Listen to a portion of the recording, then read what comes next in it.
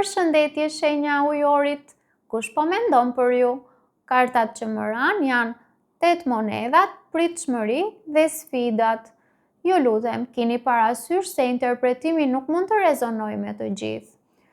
Duket se personi që po mendon për ju është dikush që punon shumë për veten, për stabilitetin, për karrierën ose për ndonjë qëllim personal afatgjatë. Me kartën 8 monedhat, ky është dikush i përkushtuar që mund të ketë pasur ose dëshiruar një marrëdhënie të ndërtuar me baza të forta dhe të qëndrueshme.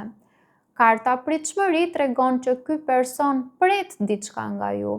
Mund të jetë një përgjigje, një ndryshim nga ana juaj, apo një mundësi për të rindezur kontaktin.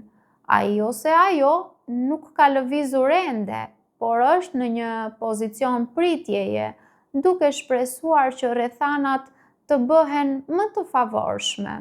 Karta sfidat nënkupton që ka pengesa mes jush. Këto mund të jenë dallime karakteri, distanca fizike ose gjeografike, mungesë komunikimi, kohë e papërshtatshme ose ndikime nga komponentë të jashtëm si për shembull palë të treta, familjar e të tjerë. Ai ose ajo ndjen se ka ende shumë sfida për të kaluar përpara se të afrohet me ju ose të shpreh ndjenjat.